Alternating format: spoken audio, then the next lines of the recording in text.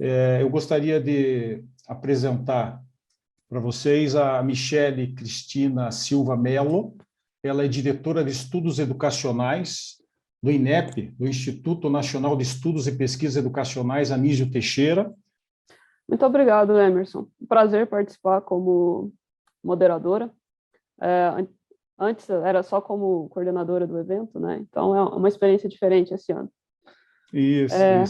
Obrigado por ter aceito o nosso convite. E eu passo para você a palavra, para você fazer o comentário sobre o objetivo do painel, e aí apresentando um palestrante depois do outro, se puder. Vai ser um painel em inglês, né? Então todo mundo que precisar pode usar o botão ali do painel Interpretation, né? Para também acompanhar, caso precise, o painel em português. Tá bem, Michele? Fique à vontade, tá bem? Ok, obrigado. So I'm starting to English now, né? And hello everyone that is seeing us in YouTube and Zoom. And it's a pleasure to me to be here today. My name is Michele Melo, and I am a public server from Brazilian Space Agency, but today I'm working on National Institute for Educational Studies and Research. I'm also a collaborative researcher on space economy, working with University of Brasilia. And it's a big pleasure to be here moderating this panel. I just worked with coordination this event in the last years, and it's a very exciting experience being a moderator today. The space sector has increasing faster in the last years.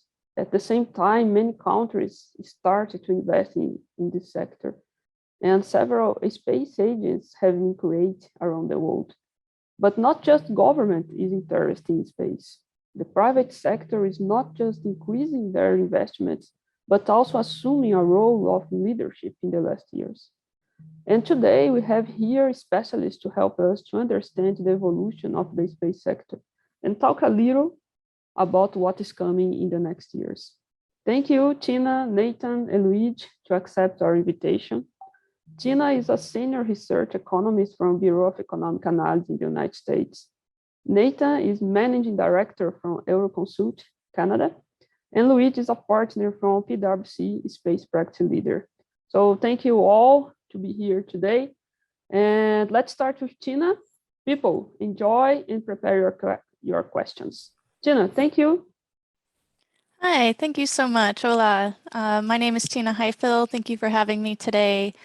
I'm an economist at the U.S. Bureau of Economic Analysis, and let me just share my screen real quick. I have a few slides to show you. The U.S. Bureau of Economic Analysis is a statistical agency in the United States, and we produce many of the macroeconomic statistics for the United States, such as GDP or gross domestic product, international trade statistics, and a number of other things. A couple years ago, we started a project to measure the U.S. space economy. So the idea was for us to use the same foundations, the same methodology, the same data we use to measure the overall economy, but to apply that just to the US space economy so we can better understand this sector. So I'll start out with just to get you oriented with what I mean by the US space economy. We have a report online if you're interested in more details, but generally speaking, when we talk about the US space economy, we're talking about the production of space-related goods and services. And those, you can characterize that using three criteria that I have listed on the left-hand side here. So the first criteria is a space good or service would be something that's used in space or that's directly supports something that's used in space. So for example, of course, rockets and satellites, but also the ground support that's a part of the services that satellites provide. Another criteria to describe a space-related goods and service is something that requires input from space to function. And so that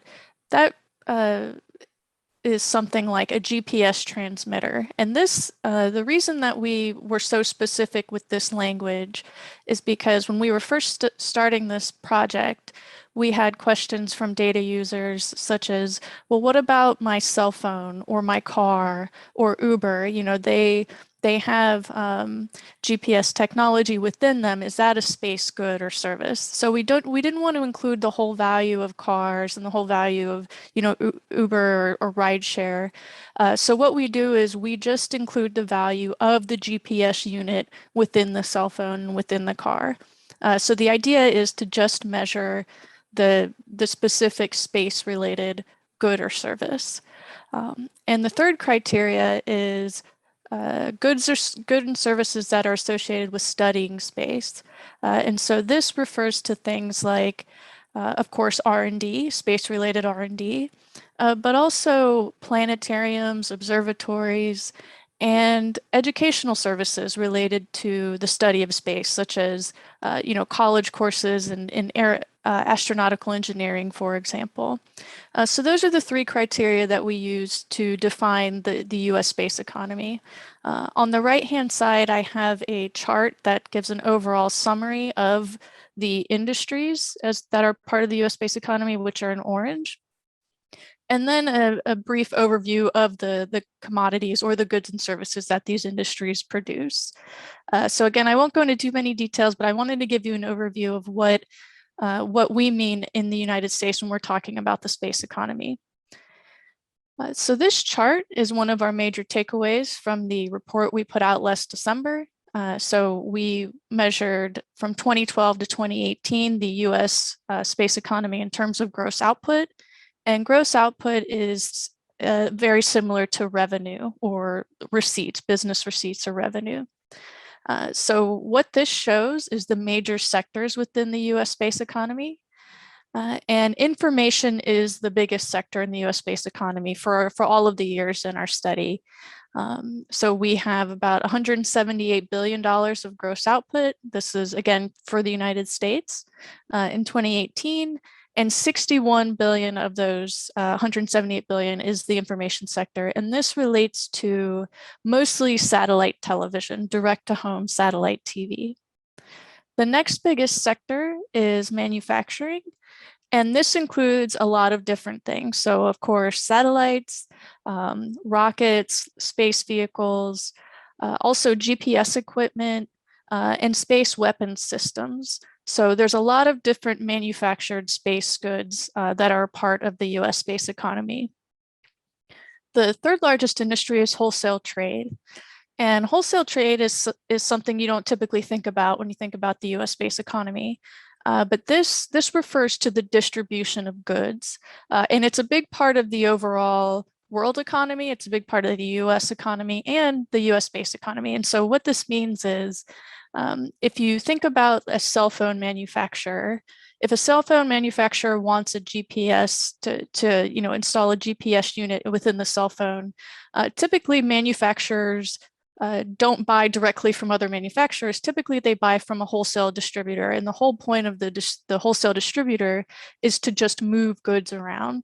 And so, again, this is a big part of the space economy because of the proliferation of all of the like GPS and space-related you know, transmitters that are within so many of the goods that we use. Like I mentioned earlier, we have cars, cell phones, ATMs, they all have this GPS equipment within them. And so those are typically traded through a wholesale trade distributor.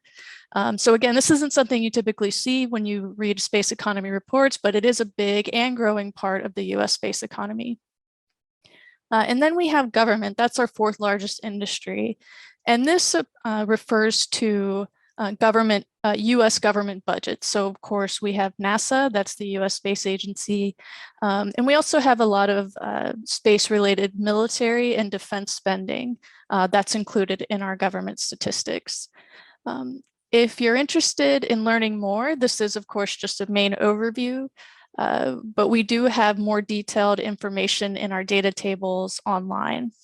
So this is, again, overall values of gross output. And this is my last slide. I wanted to talk about trends. This is what this panel is about. And so what this shows is the growth in gross output over the period from 2012 to 2018. So up top, the line chart shows annual growth year over year for the US space economy. And below it, it shows the contributions to growth by the major sectors.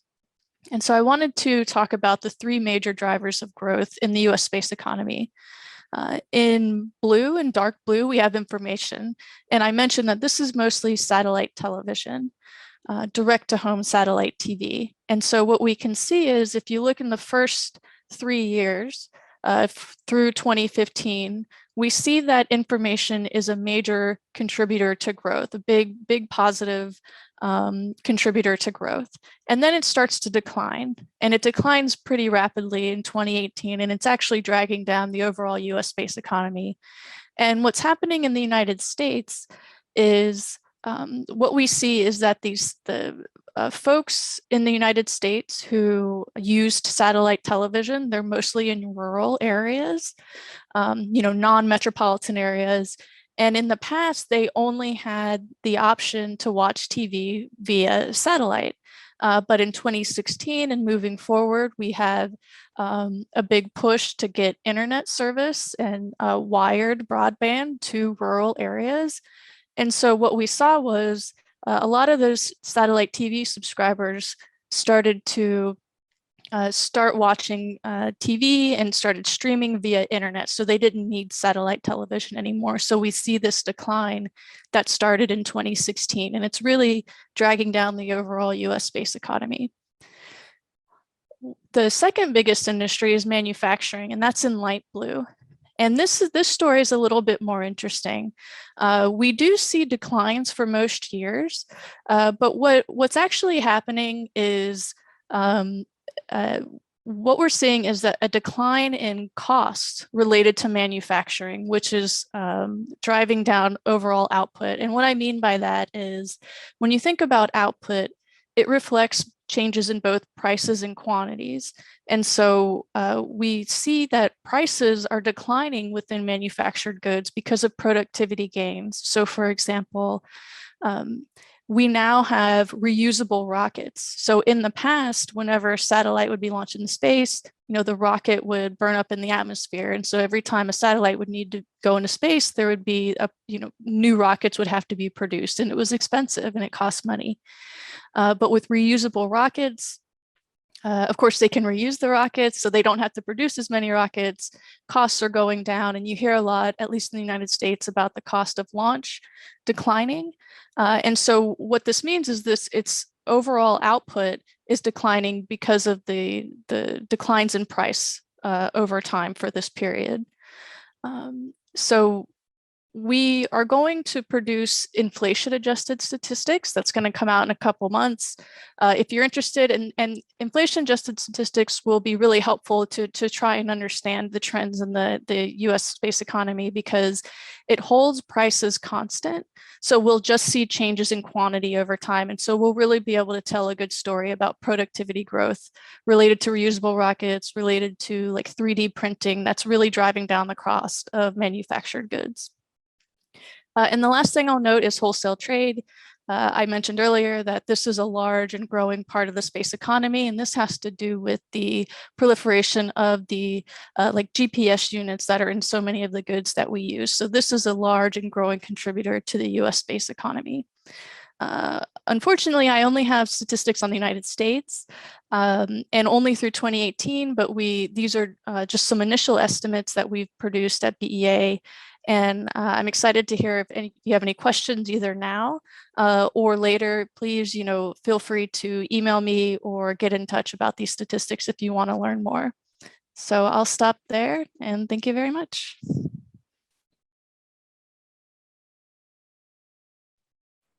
Thank you, Tina. Very, very interesting point. We have questions here, but I will wait for the final of the panel, okay?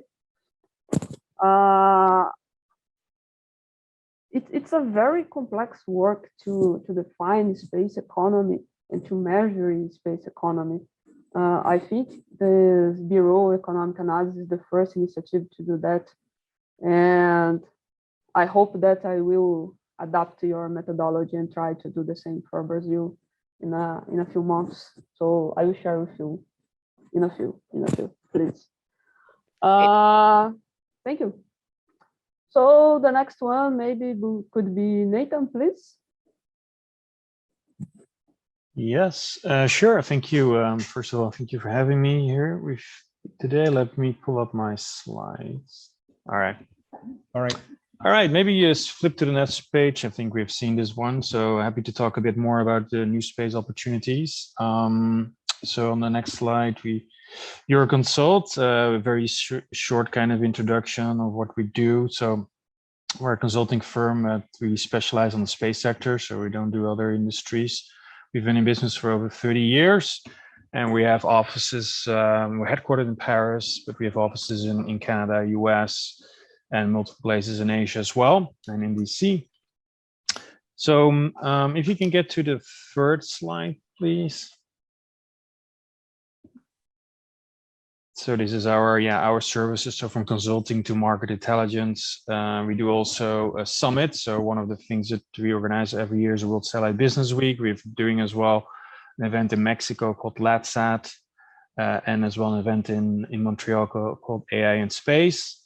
Other people also know us from our training services. So we've been providing training to different kind of government agencies around the world in terms of capacity building and different kind of regulatory, from technical regulatory to market developed programs. But let me talk about the topic of today. So if we go into the next slide, please. So how we see kind of this industry is like at the cusp of a new era. We call that the Space 4.0. If you take a step back, the very early days of space, it was really more of a science-driven activity and around astronomy and astrology. But, with the space race and the moon landings in 1969 and then onwards, you've seen an increasing investment and interest, especially from governments in this time period, what we call the Space 2.0. From that, we've seen an increasing kind of move to global cooperation. Obviously, the International Space Station in 1998 is kind of the prime example of that cooperation and development of more space applications. So here we've seen a development of more, commercial applications like, earlier mentioned by Tina, like TV broadcasting and these kind of type of activities. But now we really are in this new period and what we call kind of a shift in paradigm. And I will just spend a little bit more time on that, how we see that. But there's kind of this new period of time where we see a more increasing interest around governments in the world to be active in space sector, and as well a growing kind of investment and interest and from the private sector to work and develop new applications, new projects, and to develop new innovation and technology. So we're here today in kind of this transformation period. We're still some way to go to fully kind of monetize and be able to derive the fruits from this kind of transition period. But it's clearly there's a big paradigm shift from where we were, let's say, 10 years ago. The next slide zooms into kind of where those paradigm shifts are focused on. So those are basically in 5 main areas. So we already talked about governments. We've seen, different governments putting the space sector as a strategic area, and also looking at more and different ways to participate in this new space economy, and as well trying to ease and simplify some of the regulatory provisions that have, historically maybe been less at least, let's say, less fully developed or enabling kind of the new space activities that we've seen from the private sector. So that's the bottom side, and the private investment is really clearly one of the main drivers over the last year. So just as a kind of a number, just last year or this year, actually, we've seen already $7 billion into from venture capital into the space-based sector. But we're also seeing more interest from strategic investors, from banks, and as well the latest trend around SPACs is really driving a growing influx of new private capital in the industry. As well, very important is this kind of innovation timeframe. So we've seen the rate and pace of innovation been rapidly expanding. We've seen definitely, you know, different type of technology being developed around the standardization and flexibility of different payloads. And as well, the miniaturization and COTS use has had a big impact. So definitely, as already mentioned earlier by Tina as well, the cost of space infrastructure has gone down a lot. And that's primarily very much driven by the ability to use more smaller equipment, but also more on commercial off-the-shelf equipment. Market's also been changing. So, you know, one of the key underlying drivers is this kind of growing need for connectivity. We've seen, you know, the growing expectations that people can connect to broadband anytime, anywhere in the world. And as well, a kind of growing availability for new type of imagery, either being in high resolution or a much higher revisit time. It opens up new market segments and applications used for in the space sector. Obviously, we had something like COVID-19, which definitely had an impact on the supply, basically on the space sector, and definitely we feel the impacts growing and increasing on the supply chain in recent months. But overall, we can fairly establish that the COVID-19 has not necessarily negatively impacted so much the space sector, and we've seen a resilient kind of interest and investment globally at this point in time. So, you know, the space sector in that sense has been fairly resilient to the COVID-19 situation. Moving on to the next slide, please. So zooming in a little bit on what we call the new space factor, and it's really about a fundamental change in our industry. If you look back 10 years, what we call traditional space, you know, it was a lot of focus on very high quality, high cost, you know, because it took a lot of time and kind of, you know, very dedicated. Everything was customized and tailored to the customer needs. And we've seen the new space factor moving away to much more of this low cost model, more software driven. That gives much greater flexibility in the space assets, standardization, and different kind of higher, let's say, risk taking in terms of new technology and business risks. So there's a fundamental change in how this industry today looks at new technologies, new markets, and new investments. Next slide, please. So the space economy today, and I think, you know, obviously there's different ways to break it down. At Euroconsult, we break it down basically on a number of what we call kind of three basic parts. So if you take it from the $380 billion space economy in 2020, about 70 million is what we call government investments. We'll speak a little bit more about that later on. And then what we call the commercial value chain is basically consists of two parts, which is the 9 billion related to the manufacturing, launch, and ground segments, so more the hardware. And the majority of the value of the space economy is derived from the downstream, which includes the satellite operations and primarily the satellite services. The other point to kind of, if you do a zoom on the satellite services, the 293 billion, I think a few things really stand out here is that navigation, obviously, we maybe can discuss a little bit more later, but that has been a relatively mature market where there's been a lot of different new applications, or, you know, the GPS and other type of activities that have been developed from it. And then the other kind of more of a mature market is SATCOM, which has been representing about 40% of the space economy today. And Earth observation is still a relatively small market segment. But it's been growing over the past years. But that's definitely basically the current picture of the space economy. And I can kind of highlight some of the different opportunities and sizing that as well, how we see that moving forward over the next decade. So maybe the next slide, please. So the first zoom is on the government investment in space activity. So there's two on the top. If you look on the top two charts, it's basically two takeaways. One, the number of countries investing in space has been steadily increasing. You see from only 30 to 2000 There are already 85 countries investing in space today.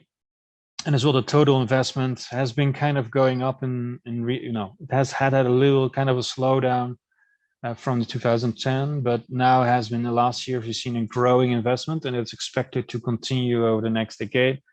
And it primarily also composes over a different set of countries. So historically, if you look at the bottom chart, the US obviously has always been the largest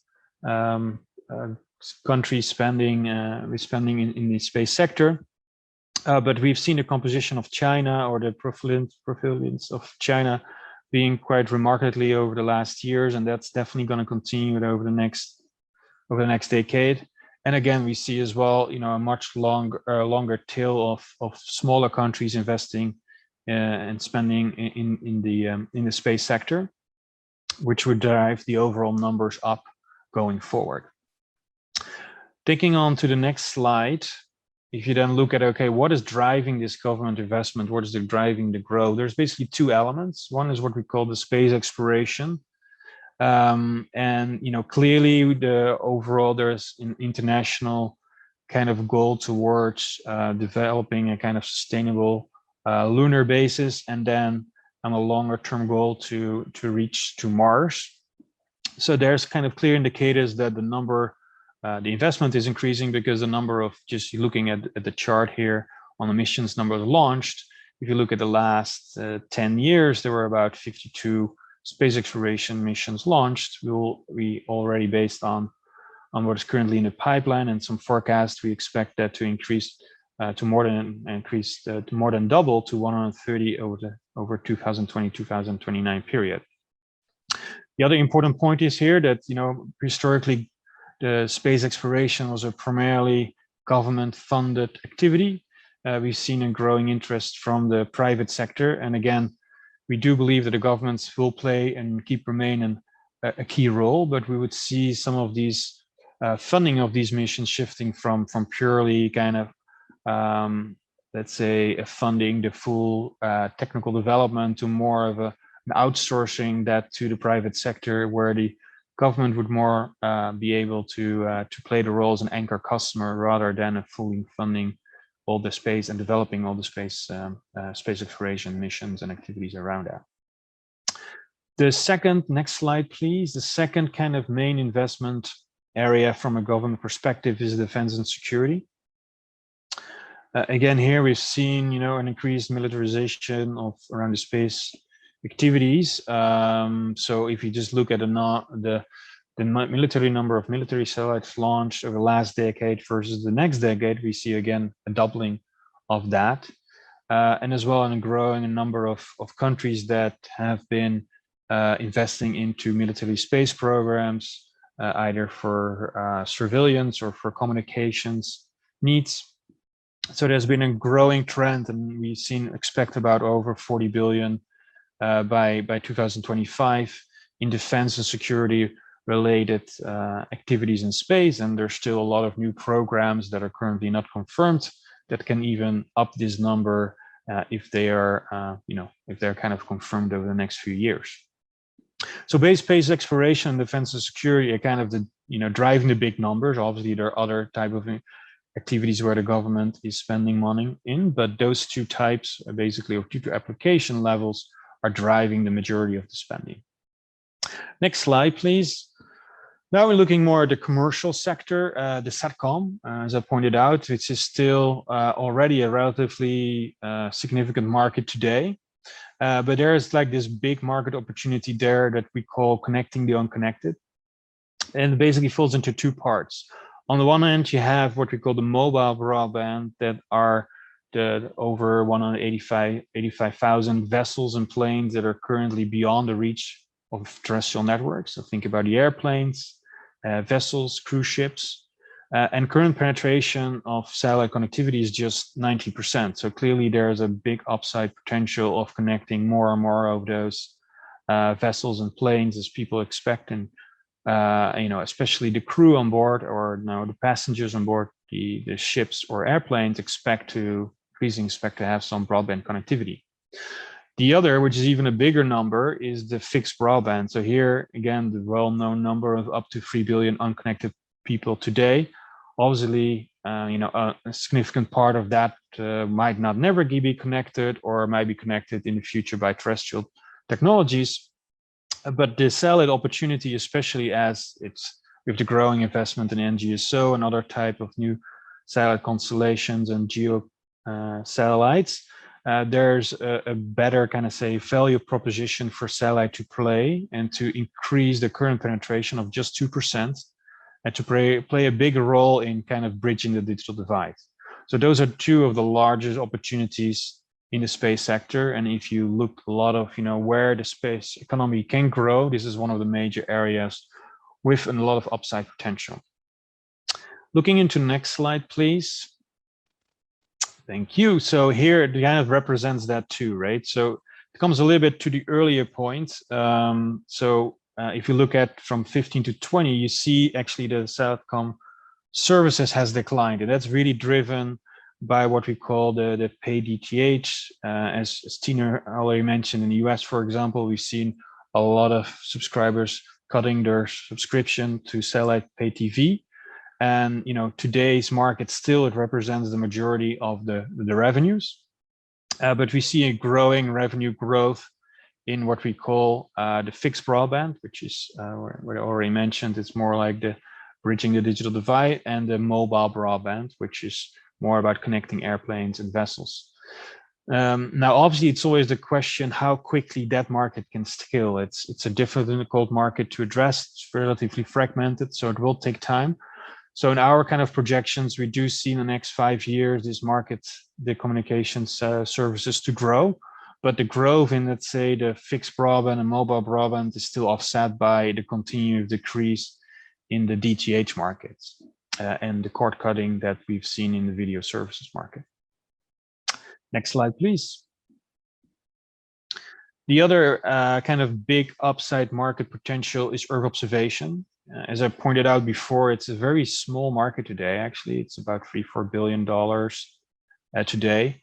But there's tremendous investment and new capabilities being developed, either on the space segment side. So you've seen probably quite a number of new satellite constellations that are either expanding or developing that provide higher revisit. So you will have more data being provided. And as well, we see different type of sensors. So there's also more different kind of data imagery being available that can provide different insights.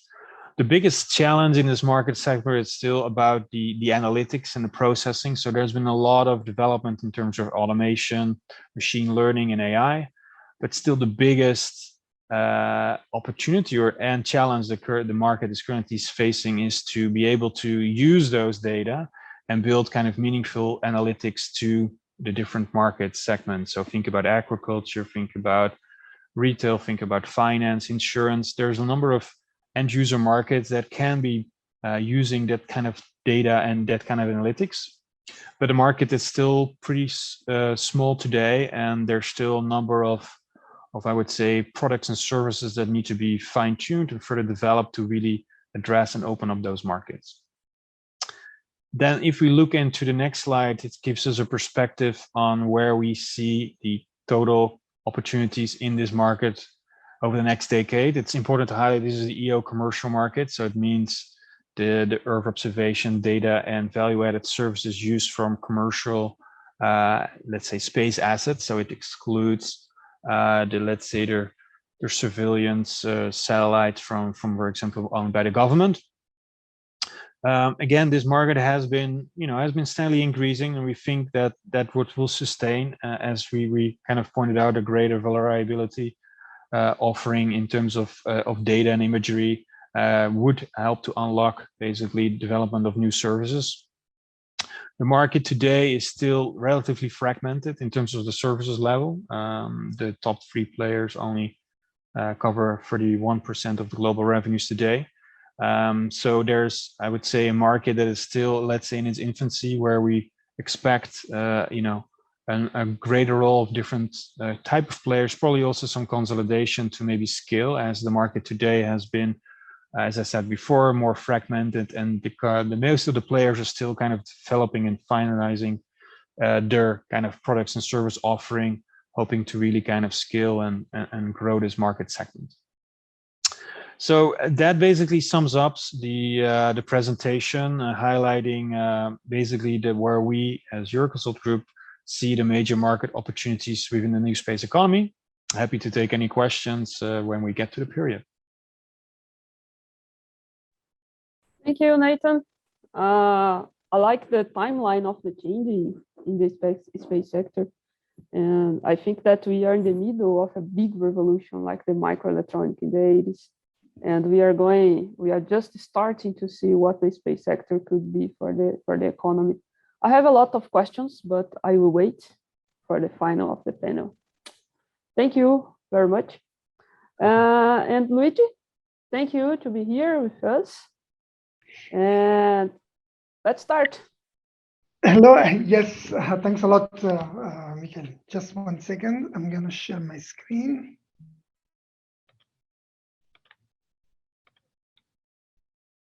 Okay, can you see my screen? Yes. Okay, very good. So first of all, I just wanted to apologize for my voice. I am just recovering a little bit from an excess exposure to air conditioning in Dubai. So sorry for that. So just I just wanted to spend a few words about PwC space practice, because in the end, maybe someone might be a little bit surprised to see the name of a professional services company like PwC associated to space. So just wanted to say that within PwC, we have a dedicated space practice that serves a commercial and institutional market with a global footprint and a main hub in France, between Paris and Toulouse. So particularly in France, we have a core team that is dedicated to strategy, consulting in space. So we do work for the private sector, classic strategy assignments. We do deals, commercial due diligence, and then we do work for institutional clients around economics, so socioeconomic impact assessment, governance, and also regulatory. We also have a dedicated technical team that deals with capacity building for the utilization of space data for non-space companies. So we try to bridge the gap between let's say, the abundance of data and analytics that is in the market and the actual needs of businesses out there. So just in this presentation today, what I have is a broad overview of trends and challenges in space. It's maybe very detailed, so I'm just going to use it as an overall guideline for my talk and just touch a few points here. I just wanted to start by saying that, as mentioned by the other speakers, space is basically experiencing a significant mindshare growth. You know, we hear about space more and more, even in the generalist press and so on. And it has increasing implications in multiple downstream sectors. For a start, I mean, we can say that the space value chain, you know, that is usually composed of upstream and downstream, you know, with upstream representing the infrastructural part, so the systems, you know, the actual space assets and the operations, and the downstream representing the utilization of those assets, so the services. So such value chain is evolving, because usually there's always been a sort of technology push approach. So there have been always, let's say, funding of, let's say, space programs, space assets like satellite, SATCOM satellites and so on, and then the push of services into the market. Right now, there is a sort of a switch of transition into a demand pool.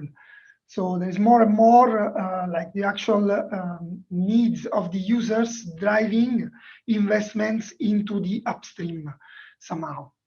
Another main transformation that we see, and that was also already mentioned by both Tina and Nathan, is the fact that there are more and more new type of players into the value chain. So this means new space players. So these players characterized by a different attitude to risk-taking and a different attitude to technology developments. And there is also non-space companies that have more and more an interest into getting into the value chain in different parts of the value in different segments. So on the services side, but also on the upstream side. So we see interest from non-space companies wanting to invest into the upstream part of space. So if we want to describe the main trends and challenges for space, I think we need to take an holistic approach. So by looking at macro trends that affect the sector, let's say broadly, and then specific trends for the various domains of space, because we always talk about space as a single sector, but in reality, space is composed by many domains, like Earth observation, SATCOM, navigation, access to space, space security, and exploration that are very different among each other. In some cases, they are characterized by a very different community of players operating in those domains and very different competitive dynamics. So in the end, the overall approach to trends will be to look at, let's say, macro trends that we see right now, and then specific trends per domain. On the macro trend side, I guess we can say, we can point the finger, so COVID-19 was already mentioned. Space has demonstrated to be a very resilient industry, not very impacted by the COVID-19 crisis. Other macro trends that I wanted to touch upon are the digital drivers. So the fact that digital technologies are changing the space sector, and I have a slide afterwards. The rise, the increased prominence of military space, and the increasing impact of broader public policy on the space sector. Then in terms of specific domain trends, I'm not going to spend too much time because Nathan already gave a very detailed overview of all those sectors, so I'm not going to add much there. Maybe I can probably mention just briefly that for Earth observation, we see that there is more and more like an interest and demand from new type of customers as opposed to the traditional defense and security markets. On SATCOM, we see the shift from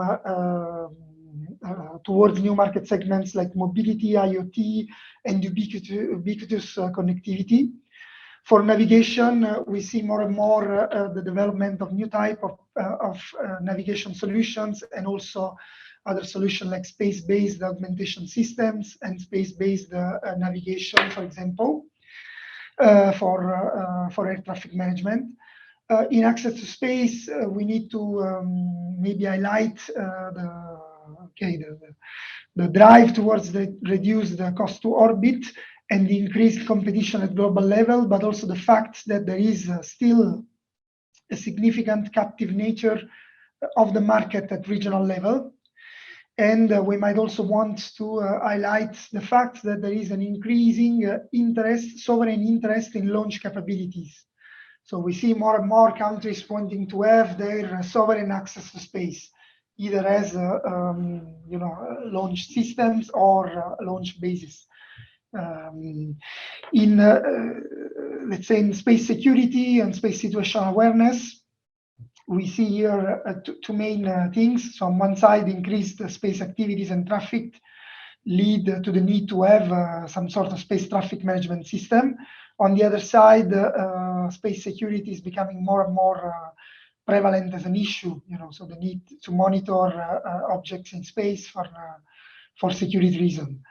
When it comes to space exploration, it was noted that there is an increased institutional investment into this, and we see private actors getting into this domain. And there are serious considerations around the development of a potential cislunar economy. On some of those macro trends that I mentioned earlier, so digital technologies are one of the main trends that we see in space at all levels of the value chain. So we see these, of course, on the services side, on the downstream side, because digital technologies like cloud storage and cloud computing have radically changed the way we exploit space data. But we also see that on the upstream side, because digital-driven technologies are changing the supply chain of space and space manufacturing at different levels. And we also see the emergence of technologies like blockchain that are being considered as a way to, for example, enable financing, token-based financing for space missions, for example, other than being used to increase transparency in supply chain management and in procurement processes, and so on. In terms of another trend that it's that I wanted to highlight, one of the paradigms that we see on the market is the emergence of the so-called space as a service as a business model. So, like the fact that more and more we are transitioning towards a model where clients don't procure assets, so don't procure and build assets, but procure directly services. So this is becoming true even in parts of the, let's say, the value chain that were traditionally instead asset-driven, like, for example, the ground segment. And here there's an example of space as a service in the ground segment as a service, which is basically a business model that we see emerging with like players like KSAT, LiftSpace, and even big players like Amazon Web Services that are offering mutualization of ground infrastructures for clients to enable, basically, for these clients, a shift from capital investment to recurring costs. So to procure, let's say, the services of operations in order to allow satellite operators to focus on the core of their business and on the core of value creation on the data. On military space, again, this is another trend that I wanted to touch upon. So space has always been tied to defense, and it's always been driven by defense. In fact, I mean, we all know that the space race was born as a military race at the core. What we see, though, is the fact that space assets are playing, let's say, a more visible role into military activities, if we want.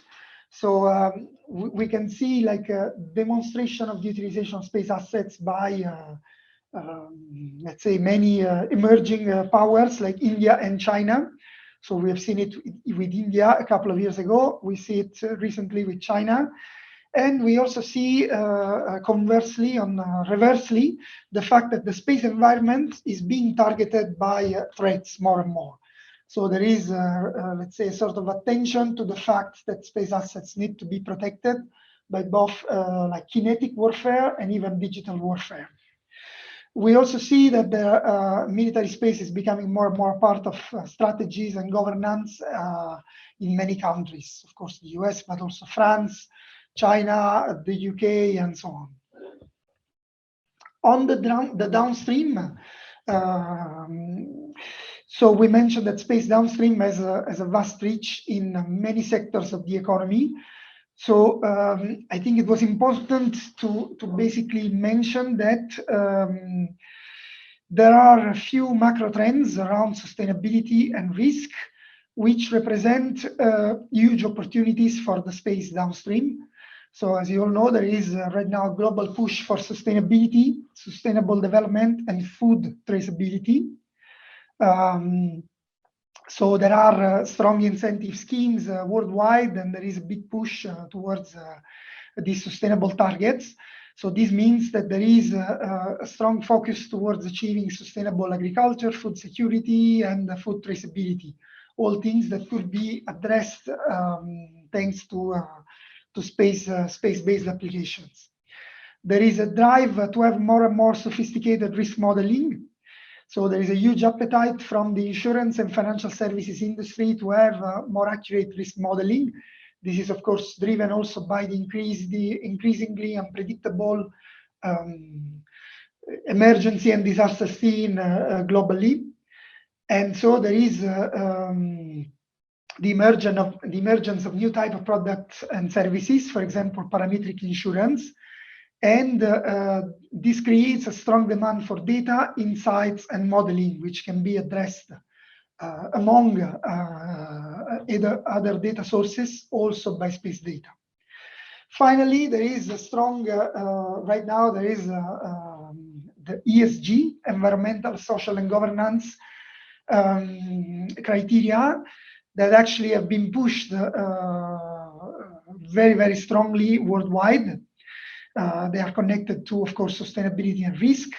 And those criteria require some reliable monitoring and validation tools, because I mean, many companies are using these criteria to position themselves as ESG compliant. But right now, there is no real way to actually validate ESG claims. So again, this is a huge opportunity for advanced analytics and insight-driven validation, on which, again, satellite data might play a big role. Just to touch upon on what it all means for space governance at country level. So we have mentioned that space is becoming more and more prevalent in many industrial sectors. So this means that even governance at country levels is evolving. So whereas before space was mostly, let's say, space governance was mostly in the hands of space agencies, right now we see more and more in many countries following, of course, the lead of, for example, what the US has always been doing for some time. We see more and more distributed governance, which is basically spreading you know, the reach of space governance into different ministries and different entities other than just space agencies. Just to close with a few words on what it's on some regulatory challenges. All of these advancement and developments and challenges in space, of course, have driven some challenges also on the regulatory side. So here I've listed a few what are quite key topics at the moment. So of course there is the main developments around space resources utilization and the treaties around the exploitation of space resources. There is all these evolutions in military space that sort of could violate the Outer Space Treaty or go against guidelines like the space debris mitigation guidelines, because, for example, all those tests on kinetic warfare in space can go against those guidelines. There is the fact that more and more countries are getting into the so-called space economy, and they want to attract foreign direct investment and space operations. So they are racing towards having space regulations, and they are racing towards loose regulations in order to attract more activity. And this creates a flag of convenience issue, like in maritime law. And finally, there is the issue of commercial human space flight. So we have seen quite some activity recently in human space flight. So this, of course, will lead to the need to properly regulate it, and also to have proper insurance framework for crew members, third parties, and the space objects that are involved. So this was all. Thanks a lot for attending. Thank you, Luigi. Always very interesting presentation, and you touch a point very important about the transition of the space engine concept.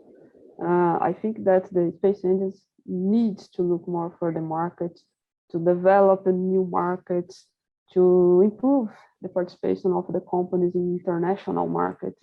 And it's a very important transition for Brazil.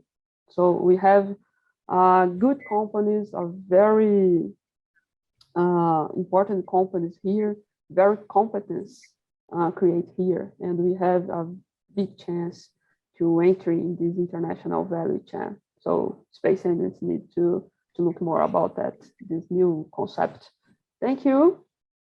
I would ask to Nathan, Tina, and Luigi, open your cameras because I have a lot of questions here. And my first one will be here. The first one is for Tina, but I think that Luigi and Nathan should add some comments. So, do you observe any specific triggers that start upwards trends in the space market? Perhaps any government actions, new markets appearing, new technologies, or related events? Very good question about the future. Yeah, thank you. That's a great question. One obvious thing that comes to mind is the decision by NASA to stop sending or to put the space rockets out of commission. So I can't think of the exact word now, but basically moving from the government launching astronauts into space to private companies. So of course, for many years, the US had to rely on the Russians to get our astronauts up to ISS. And just recently, SpaceX has been able to do that. And so, in other words, the government, made a decision to stop using government services to launch astronauts into space and to use private, companies to do that. And that, I think, has really spurred a lot of innovation. As I mentioned earlier, with you see launch costs coming down. And I think that that's a lot of that is related to this decision by government to move towards the private sector to do a lot of these types of these services. So thank you.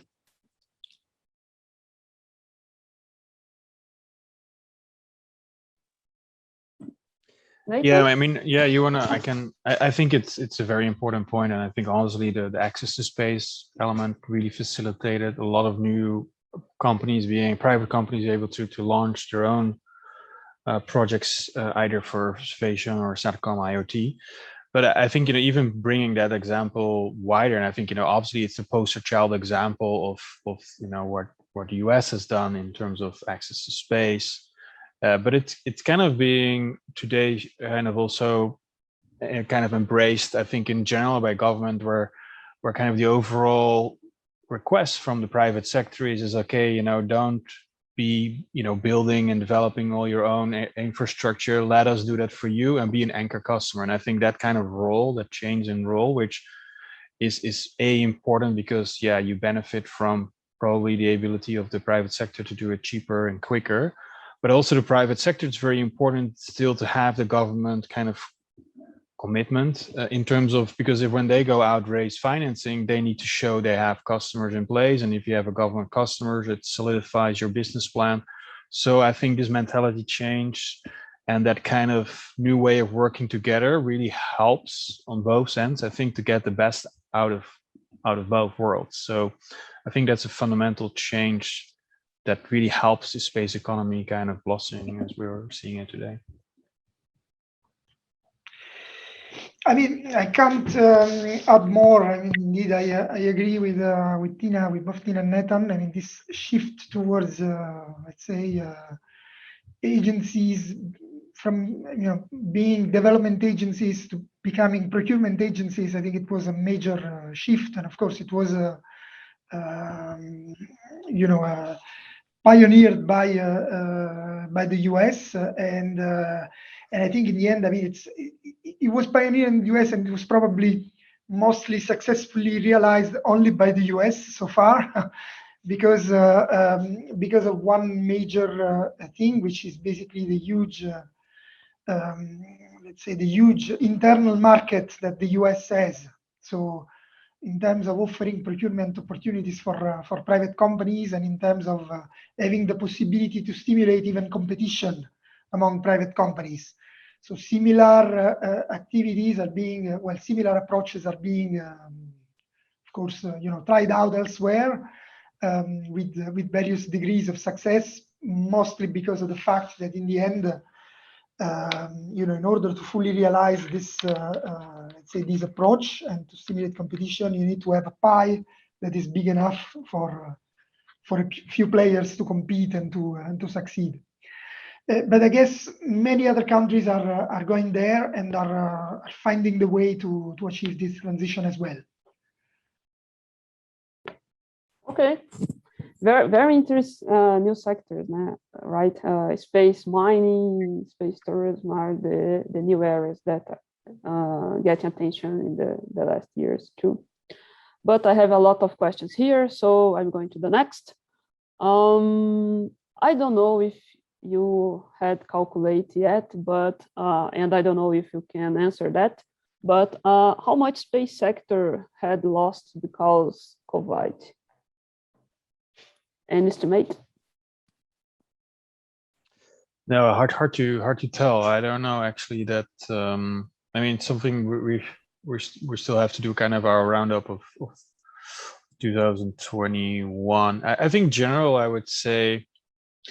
Well, there's at the outset of COVID, when we started, when it all started, I think there was a big concern about one element is the investment, right? Because we're like going through a boom in private investment into the space sector, and you would have at this point argued that okay, the world is in fire, like people will, calm down in terms of investment. A lot of startups might have more difficulty financing the next rounds. But we've kind of seen the opposite. I mean, obviously, a few companies has gone bankrupt, but most of this kind of private sector just kind of accelerated through this period. So, on that respect, I think the COVID has not necessarily impacted the companies in terms of raising new money. Obviously, there are, just deploying new projects, like either on the ground because of travel restrictions, had an impact. I think the other kind of impact that which is maybe not really well measured today, what we hear increasingly is the supply chain issues, that the number of these new satellite programs are going to be delayed. So obviously it can have a temporary impact, and maybe prices go up, right? If prices go up, that may impact some of those projects as well. But overall, there's no, at least I cannot quantify it, but there's not necessarily a very clear negative impact of COVID on our satellite, on the space industry. But maybe others has a different view. I wouldn't know how to answer. So we never attempted a quantification. So I'll also add that we don't know either. So sorry. Maybe in a couple of years I can tell you what happens. Thank you. No, it's I can imagine it's very hard to do. It's very hard to calculate and estimate space economy. So maybe in a few years, I agree. I have a little more about startups. So what do you think about startups? It's a permanent movement, or it's going down in a few years because the characteristics of the space sector? They are going to have a main role in the sector or not? So the question is, if startups are there to, I mean, if there will always be new startups and so on? Yes. We are seeing a lot of startups entering the sector, but I don't know if a startup has the necessary to stay there. Okay, so you mean the prospects of current startups into growing up, into becoming scale-ups and so on?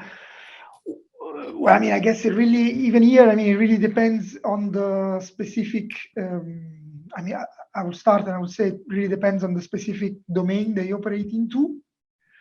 So if you're talking about startups in the, let's say on the downstream side, I mean, related to value-added services, information products, big data analytics, multi-intelligence, I mean, their prospects will be very different from, for example, startups operating in the access to space field. I don't know if they are developing micro launchers. Then their prospects are probably a little bit tougher given the number of projects ongoing and let's say the relative size of the market for launches, and same thing for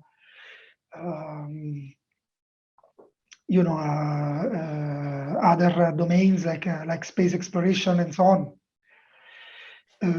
So I would say, like in any other sector,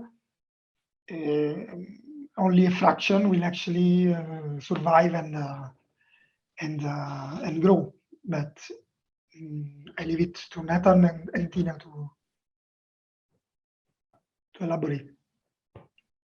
Yeah, I think it's right. It's difficult to pinpoint to a very general trend, but in general, I think it's a good. We're kind of in this early phase, so you see a lot of new startups, you see a lot of investments. There will be some rationalization at one point in time, but and it's also probably necessary because at sometimes startup you hit certain limits, so you need scale, and then there's some consolidation and things grow. So I think it's a natural phase. So right now, I would generally say it's a good time to start a new company in the space sector because there's a lot of investor interest to do so. There's plenty of opportunity, but moving down in the next few years, probably I would expect there will be fewer companies. But again, that's part of survival of the fittest in a certain way, and I think it's probably a good thing because you don't want to sustain as well every company in this sector, right? You need at the end some kind of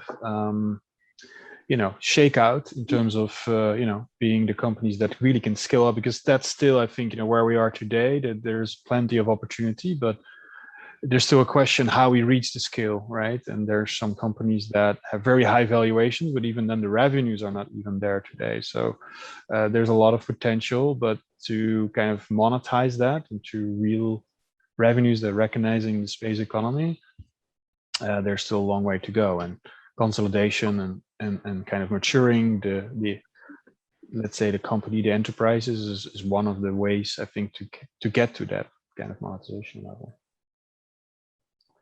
Yeah, I agree. I think I'll just add anecdotally, in the United States, we see, I mentioned that the information sector is kind of declining because of satellite TV, but if you look closely at our data, some of the smaller industries are increasing. So we see R&D, within small companies, we do see a lot of activity. It's not showing up in terms of big numbers yet, but in terms of number of businesses, we are, anecdotally seeing that as well in our numbers. Okay, thank you. One more question about the market demand for IoT. Can you talk a little more about that? We are a very people interested in this market here. Yeah, no, sure. I mean, IoT, obviously, I think it's one of the mega trends, and satellite there has, there are some unique advantages for, the coverage that you can provide, and there's some use cases being developed and constellations, for example, being built right now. So I think, it's a little bit well with your observation, I suppose. There's still the products and services, which comes down to, having the service and the equipment at the right cost and the right kind of meeting the right user requirements. Can be in agriculture and other. That's still kind of on the development. So there is this opportunity. I think there are some companies that have been pretty successful in it. Or Iridium, for example, is a legacy company. There's a lot of new companies trying to crack the code on this as well. So I have to see how well they're able to do it and how that will grow. But yeah, I think we've maybe not touched on it, although I think maybe Luigi mentioned it as well in one of his slides. Obviously, IoT is a big mega trend where satellite can play a role. So it's a market that there is potential for sure to satellite to drive their revenues from. Yeah, indeed. I mean, I can only echo what Nathan said. In the end, for IoT, the key issue is it's more on the terrestrial part. So basically, having indeed the let's say, the beacon of the right size and the right cost, and having the overall, let's say, software network and everything figured out. So everybody we talk to, they say basically the satellite part is the easy part if you want to crack the overall business case. Okay, we are going out time here. I'm sure that we can stay here a lot of time. I have a lot of questions, but we need to finish. And I'd like to ask final question. So, do you have any advice for Brazilian companies about the future, about what they can do?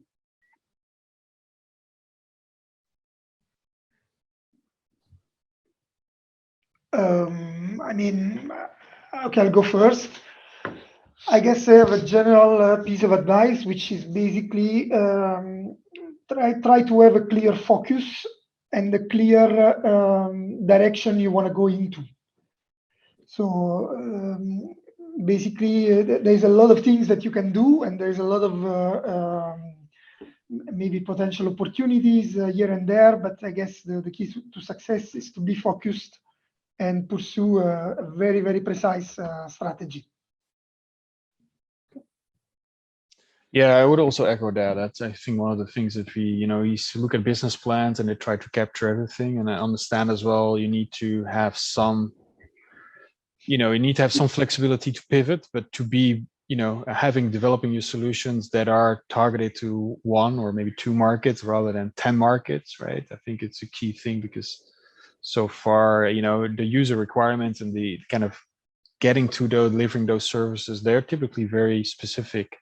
And the distribution chain to get there is very specific. So the focus, I think, is definitely a key. And obviously as well, you need to try to differentiate itself, because it's becoming an increasingly competitive market segment. So trying to find your angle that differentiates yourself and focus then on a number of key end user markets is something from what I would say be the kind of the first advice. I'll admit that I don't know a lot about the Brazilian space industry, but I can say that in the United States, there has been a shift recently towards partnerships between public and private sector. So, within NASA, the U.S. Space Agency, we see a lot of collaboration, a lot of outreach from NASA to private companies to help with innovation. And so I don't know if that's something the Brazilian government and private sector can get together, but that's something we see that seems to be working in the United States. Thank you. Okay. Thank you very much to be here with us today. I appreciate, and I'm sure that all people that are watching us that very like a lot about our discussions today, and I hope that I can see you guys in person in the next event next year, and I hope that we can do that. Thank you a lot. Emerson? Certo, Michele. Michele? Pode ficar, Michele, ainda vou agradecer a você. Sorry. Tudo bem? Tudo ótimo. Muito obrigado, Tina, muito obrigado, Natan, muito obrigado, Luigi. Vocês deram uma visão fantástica para nós, aí 1h30 com a condução da Michele, foi muito bom. Acho que foi digamos assim, um grande volume de informações que vai permitir com que a comunidade brasileira possa pesquisar mais e ir mais a fundo, né, nas fontes que vocês informaram a nós. E acho que fica claro que as oportunidades para startups, que foram muito citadas aqui, para próprias empresas maiores, elas, na área espacial, elas não se limitam mais aos países, né? Você está hoje com uma oportunidade de uma startup brasileira oferecer soluções para a Austrália, e uma startup australiana oferecer soluções para o mundo todo. Então, acho que nós estamos aí com o setor espacial bastante alinhado com essas oportunidades globais, né? Acho que se existe um setor que tem essa pegada global, é o setor espacial, sem dúvida nenhuma, né? Mas agradeço novamente, Michele, para você ter conduzido super bem aí, Espero que todos continuem conosco aí, acompanhando o restante do evento, tá bem?